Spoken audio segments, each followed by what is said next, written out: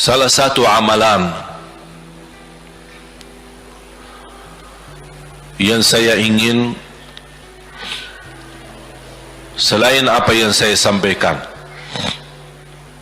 amalan ini mohon diberikan perhatian lebih banyak. Sederhana, mudah, tapi manfaatnya luar biasa. Amalan itu adalah bersalawat kepada Nabi Muhammad sallallahu alaihi wasallam.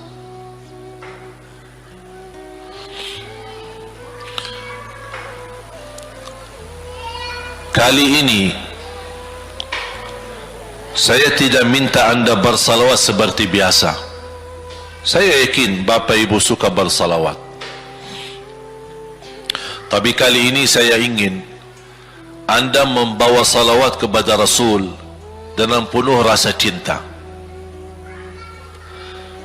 Demi Allah jamaah sekalian, tidak ada di antara kita yang bisa dan mampu membalas kebaikan Nabi Muhammad untuk kita semua.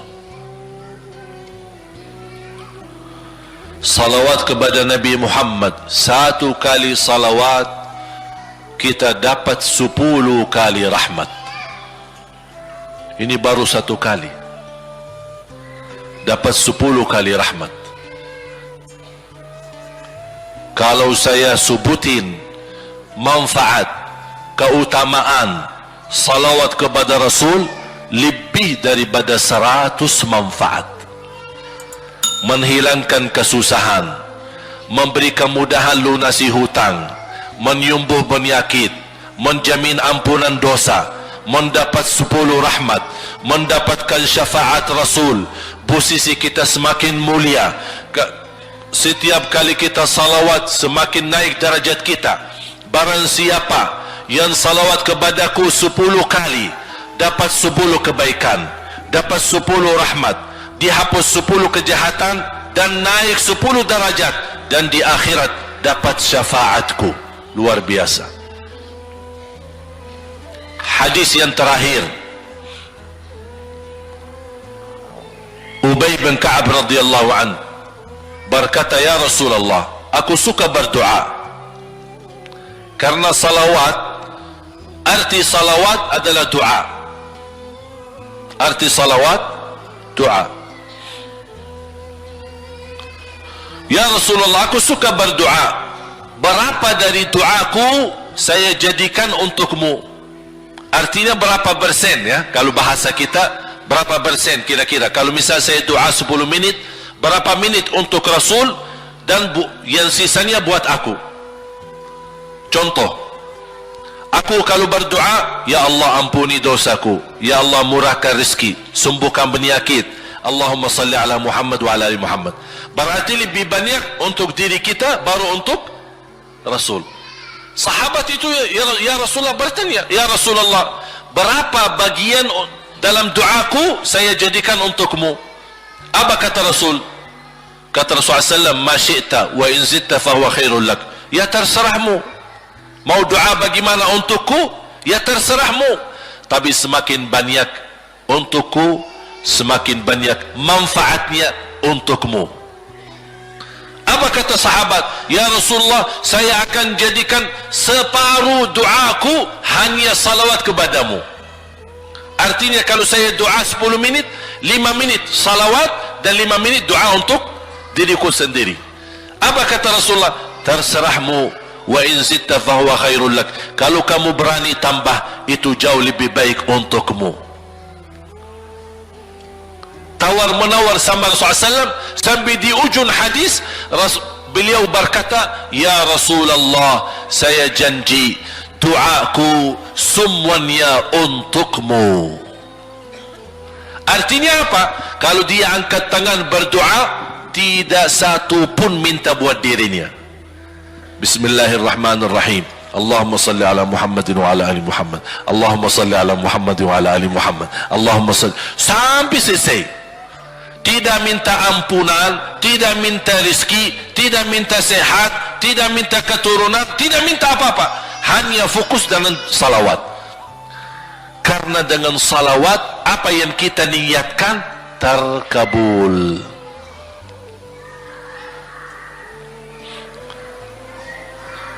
Saya dapat dari guru saya, nanti saya akan ceritakan bagaimana cara berdoa. Kata sahabat, ya Rasulullah, saya akan jadikan doaku hanya salawat kepadamu. Apa jawab Rasulullah SAW? Idzan taf'al yukfa hammuk wa yughfaru dhanbuk wa tuqda hajatuk. Kalau kamu lakukan hanya doamu, hanya salawat kepadaku, akan dihilangkan segala kesusahan, diampuni segala dosa, dan dikabulkan segala hajat. Kata ulama, apa yang diharapkan oleh manusia? Hidup di dunia tambah susah dan hidup di akhirat tambah dosa. Betul? Itulah kita dapat dengan salawat kepada Nabi Muhammad SAW. Berdoa, ketika anda berdoa, contohnya seperti ini. Setiap anda berdoa, biasa mulai dalam bismillah dan memuji Allah Subhanahu wa ta'ala. Cukup satu kata memuji Allah dalam segala pujian, alhamdulillahi rabbil alamin. Segala puji bagi Allah. Ini mewakili semua pujian yang lain. Asmaul husna, segala sifat agung, segala kemuliaan diwakili oleh satu kata, alhamdulillahi rabbil alamin. Kata sederhana, kata tidak terlalu panjang, tapi maknanya sangat luas. Oleh karena itu boleh diulangi berkali-kali, alhamdulillahi rabbil alamin, alhamdulillah, sampai benar-benar merasa di hati. Karena ini ucapan mewakili segala pujian yang kita ingin sampaikan kepada Allah.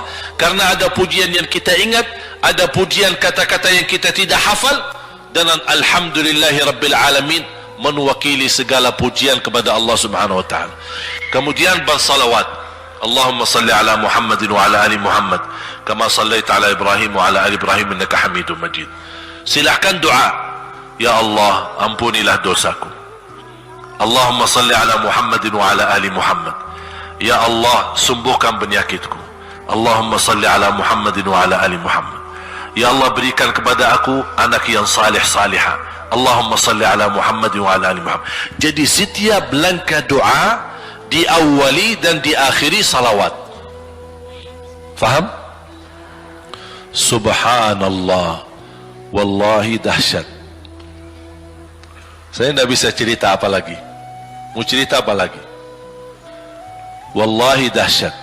Saya tidak pernah istiqamah menamalkan doa seperti ini. Alhamdulillah selalu terkabul. Bahkan nyata Allah kasih. Udah selesai.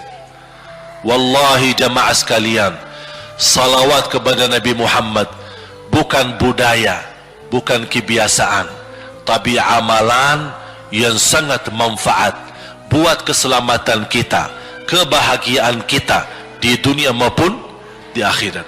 Bahkan keselamatan buat anak kita, salawat kepada Nabi Muhammad SAW. Terakhir, sekali lagi, ketika anda bersalawat, apa yang saya cerita tadi, tolong dihadirkan dalam fikiran. Siapa Nabi Muhammad itu? Nabi Muhammad penolong kita di hari kiamat. Nabi Muhammad yang membawa syafaat untuk kita. Nabi Muhammad yang menunggu kita di surga. Nabi Muhammad yang membela kita di saat kita berdiri di hadapan Allah. Nabi Muhammad yang akan membantu mendoakan kita saat jalan di atas sirat. Nabi Muhammad yang mendampingi kita nanti ketika kita minum dari air Al-Kautsar. Nabi Muhammad yang menemani kita masuk ke dalam surga. Nabi Muhammad yang tidak pernah lupa sama kita. Makanya ketika anda bersalawat dan membawa perasaan dan membawa penghayatan ini, insya-Allah jemaah sekalian akan terasa, ya Allah ternyata indahnya salawat kepada Rasul. Karena sudah kontak di hati. Apalagi kalau anda begitu salawat dan salam, Rasul jawab, Rasul jawab kita, Waalaikumsalam ibu. Tapi cuma kita tidak dengar. Dia dengar salawat kita, dia dengar salam kita, tapi kita tidak mendengar jawab beliau. Allahu Akbar. Wallahi kalau bisa kita rasakan, wallahi ibu bapa akan sendiri menangis tanpa merasa. Sendiri, kok tiba-tiba nangis, kok tiba-tiba kok tidak bisa tahan diri.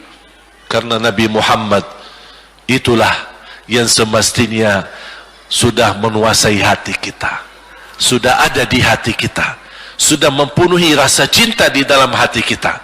Makanya kata Rasulullah, tidak sempurna iman seorang sampai dia mencintaiku lebih dari ibunya, lebih dari bapaknya, lebih dari anaknya, lebih dari hartanya, bahkan lebih dari dirinya sendiri.